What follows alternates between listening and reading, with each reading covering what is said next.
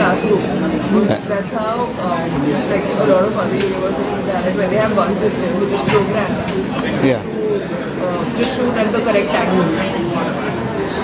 And there is like one or two people manning it. Okay, folks.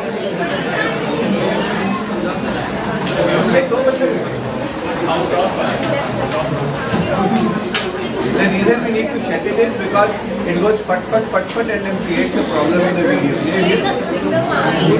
You can hear me properly? All of you guys have no problem with that fan going fut in the video? Yeah, okay. It's okay? Alright. So let's now start. Hello? Am I audible? I think let's see. Am I audible to everybody? Yes. Yeah? Okay. So now, today, in the last class, we learned about sets. We learned about certain basic operations on sets. Okay? Right. So, where were we in the last class? We said, for example, A intersection B complement is A complement union B complement. Right? Okay, let me ask you what this would be then.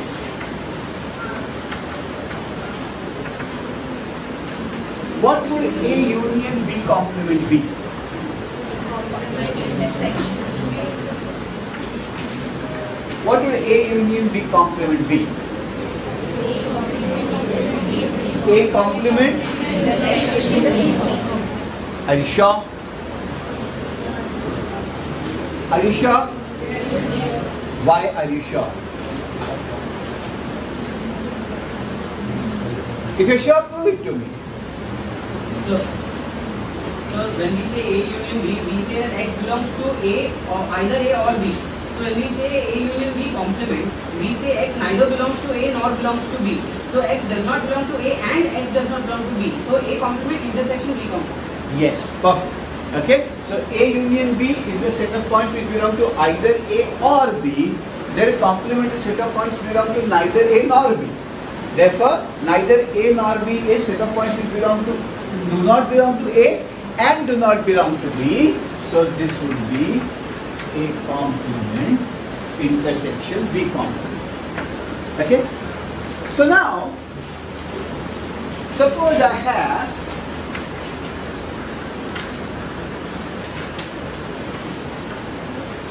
what would this be?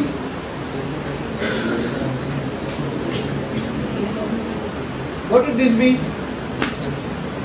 A union B union C complement. Yeah? A complement, intersection B complement, intersection C complement.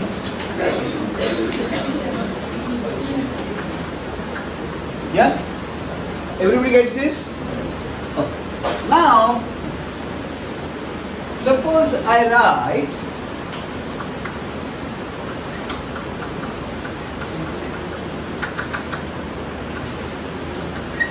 and I keep on doing this till I get An. So the union of n sets, A1, A2, A3, none of them are empty. All of them are non-empty sets. Right? Each of them are non-empty sets. This can then be written as union I root from 1 to Ai. Right? I'll write it in shorthand as the union of n different sets. A1, A2, A3, A4. So A1 is a set, A2 is a set, A3 is a set, and so on. Right? If I ask you the question, what is a complement? How would you write this? Yeah, how would you write this? Intersection 1 to n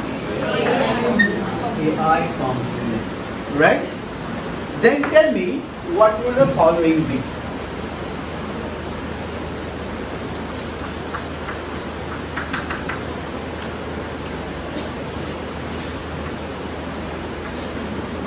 What will this be?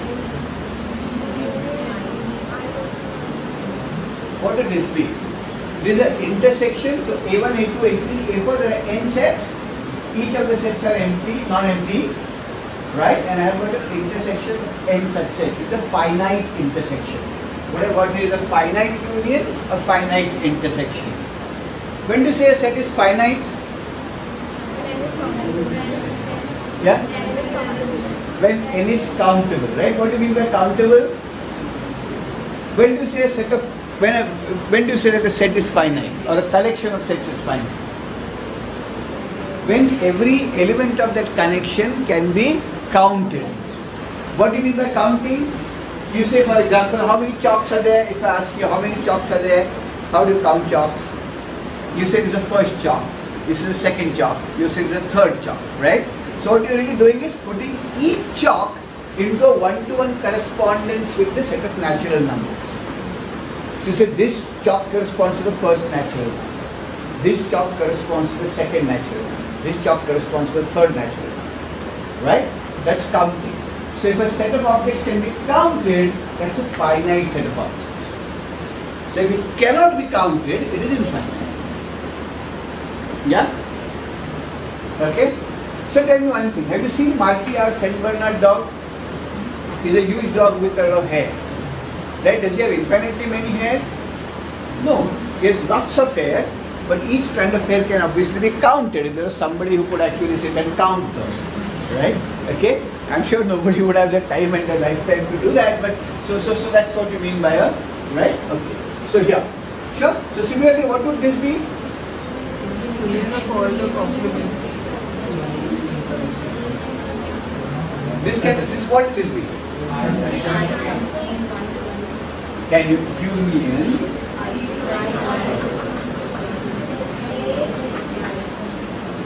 Yeah? Union, yeah? I think the battery there is not working. Because those guys had left me in the lurch.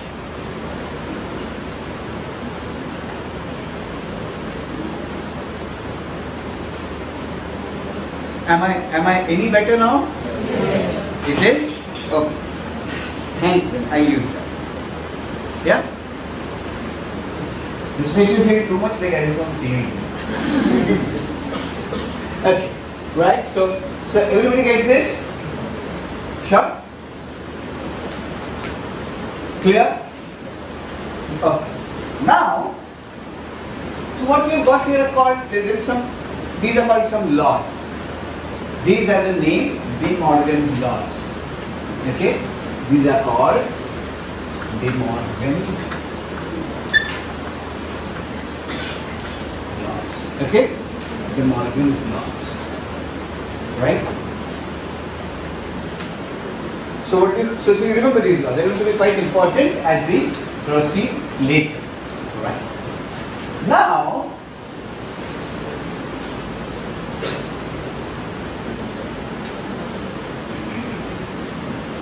let us think of the real number line. Yeah? So all of you are familiar with the real number line? I draw a line like this, which stretches infinitely long in both the directions. There is one point at which I label that point as 0, and then start counting distances this way and this way. Okay? So this is 1, this is 2, this is 3, this is 4, this is -1, -2, -3, -4, and so on. That's the real number line. Okay? Now, if you think of the point 1.5, where would that point 1.5 lie? It would lie somewhere here. Where would -3.5 lie? Yeah?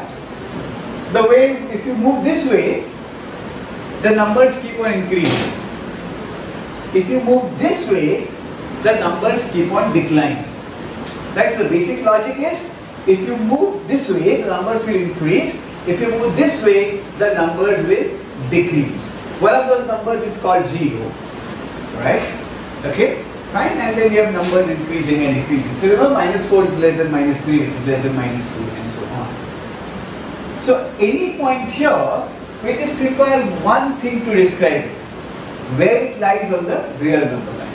So if I say, for example, identify the point 1.5 for me, you'll have to say a point which is at the distance 1.5 from 0 into. So to describe this point, you just need one bit of information. How far away does this point lie from 0? Okay, fine. This is called the real number line, or the real number line in a one dimension. We'll refer to this object as R1. We refer to this object as R1. Okay, R1. What do you mean by R1?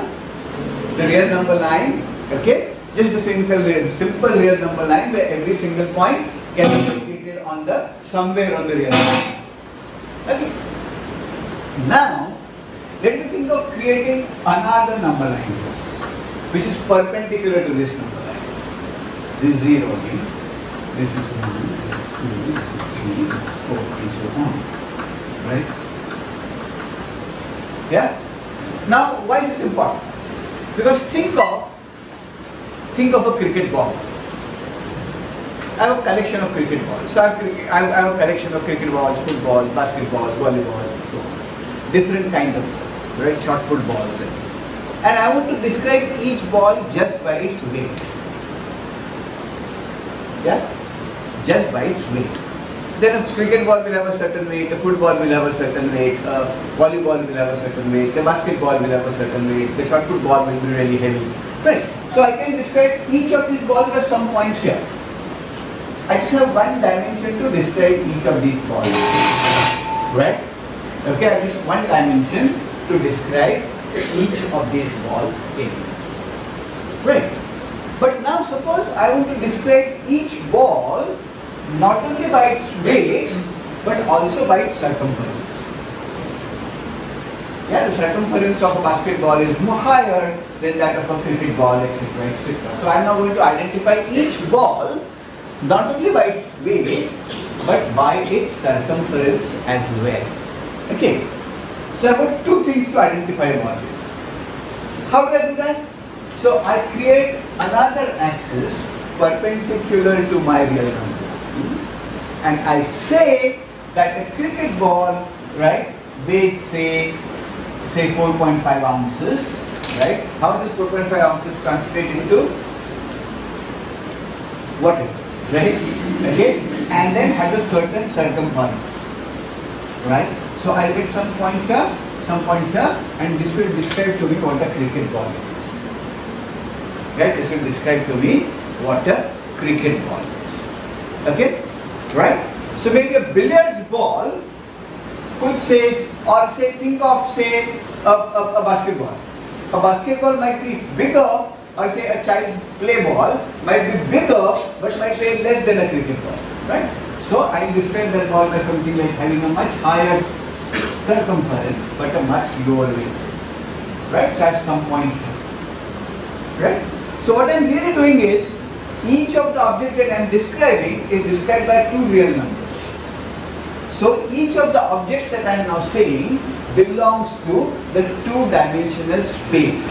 That is, this space now is called R square, R2, right? R2, the two-dimensional real space, and every object in that two-dimensional real space can have one description on the x-axis and one description on the y-axis. So clearly, say 1, 2 is this one, right? Is 2, 1 a different point from 1, 2? Yes. Yeah?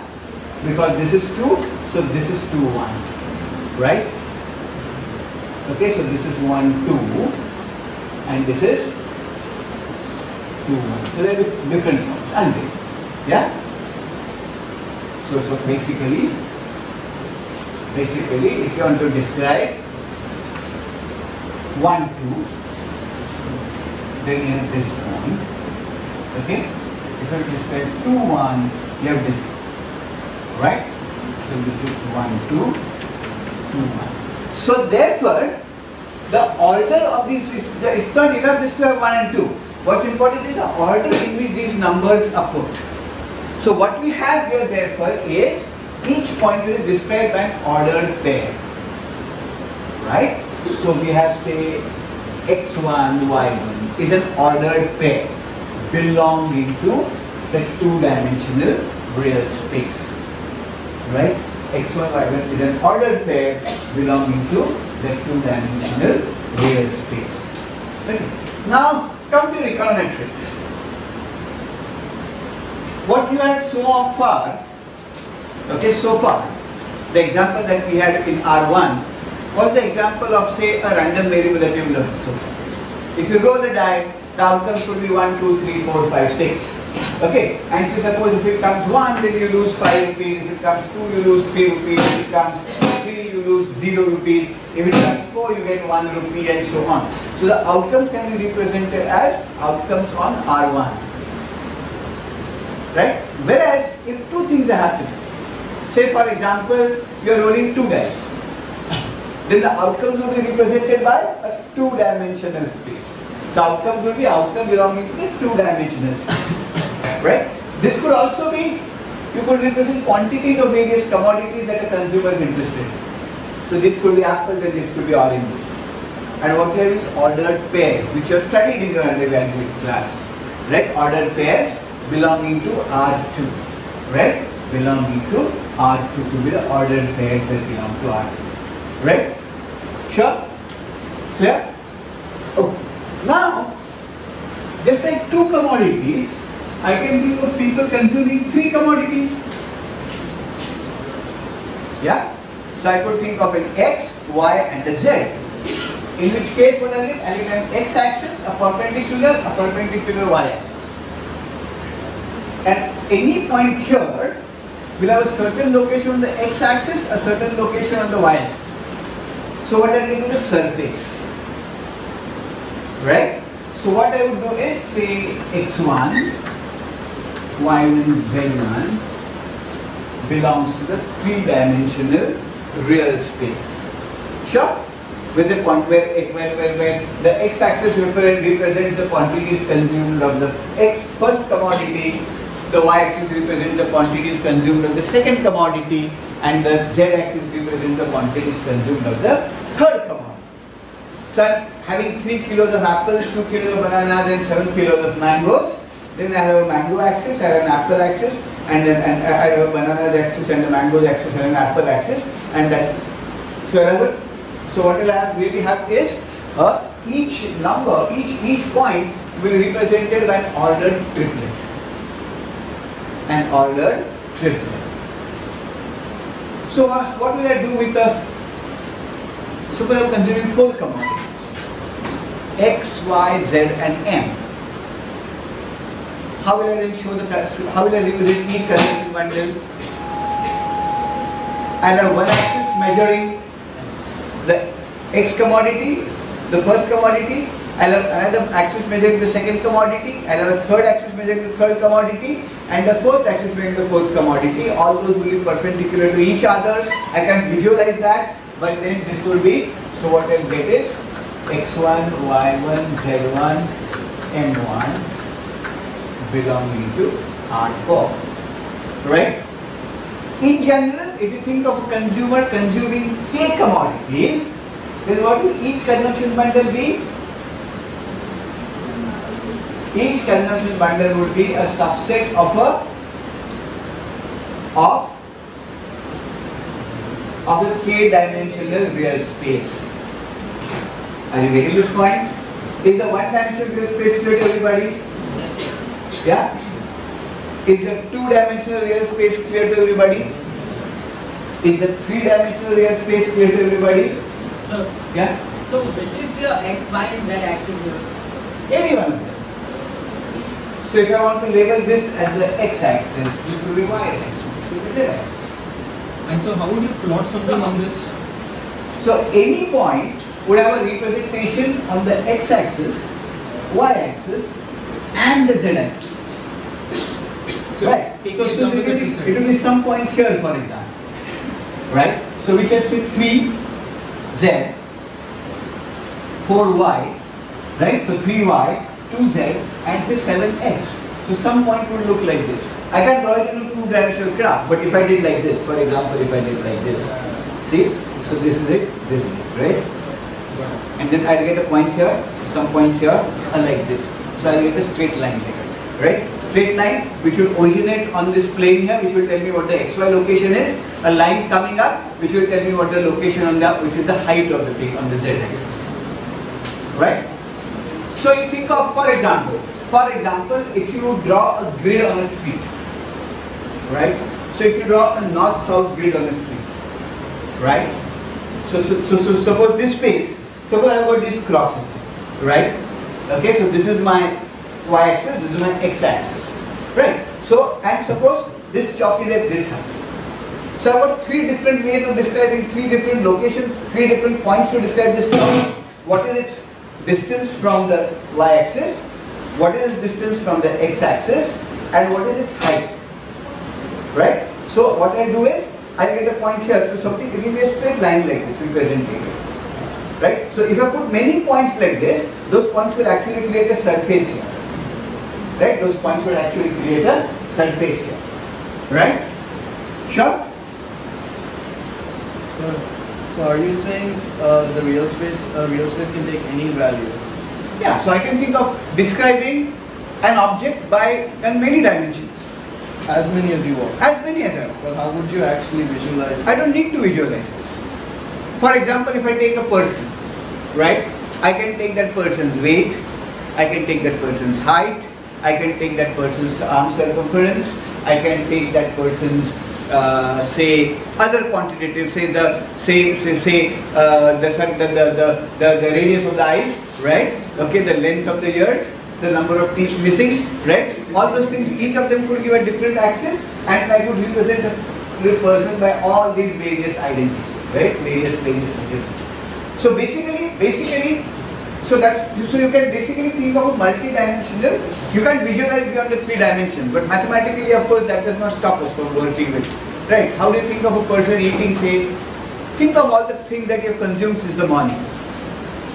And if I wanted to write as a vector, the quantities of all the things that you have consumed since the morning. You have consumed, say, either autos, buses, you have eaten breakfast, you have had cups of tea, right? You have read books, you have consumed your newspapers, right? So if all these things I have to represent, I need to actually put that in a very multi. So each of you will have a point in a k-dimensional real space. Is this clear? Okay. But let's learn about these spaces. So let's first think of this R1 and R2. Let's understand few things because I can draw graphs of those easily. Right? Okay? Sure.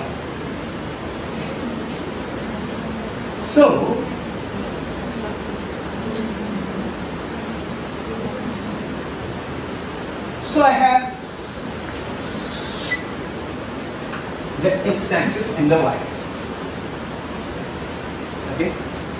Say I have 1, 2, 3, 4 and so on.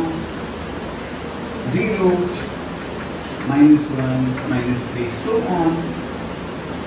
1, 2, 3, 4, so on. Minus 1, minus 2, minus 3 and so on. Right? Now I want to represent a point which is 3. This is the point V2. Right? The point 3.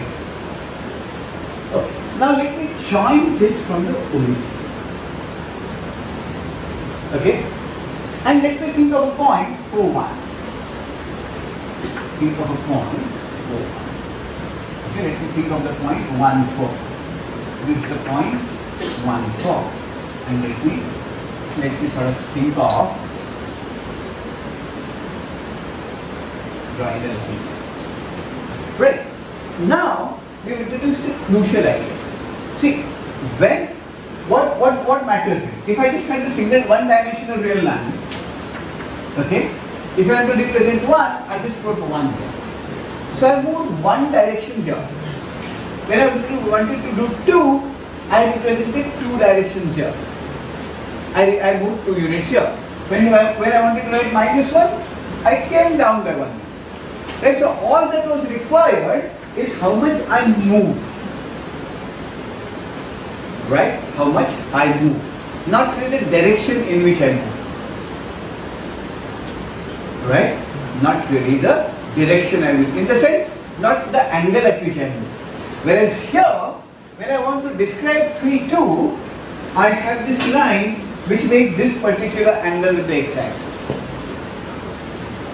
Right? So there are two things which describe 3, 2 now. The length and the angle. Right? What describes 1, 4? The length and this particular angle here. Right? The 1, 4 line makes a much bigger angle with the x-axis than the 3, 2 line makes. Right? So there are two things distinguished. So therefore, when you are looking at a two-dimensional space, if you have to distinguish points in two-dimensional space, they are distinguished by 2 quantities. The length and the direction. Right? Such objects you call vectors.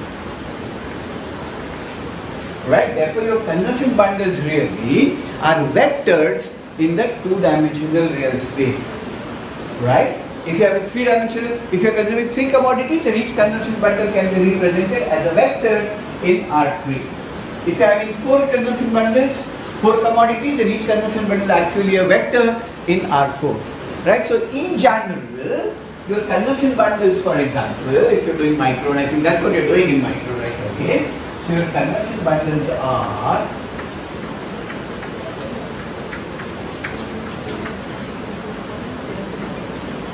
what would this be? This will be a vector in Rk, right? So each of your conjunction bundles is a vector. Okay? Each of your conjunction bundles is a vector. Right.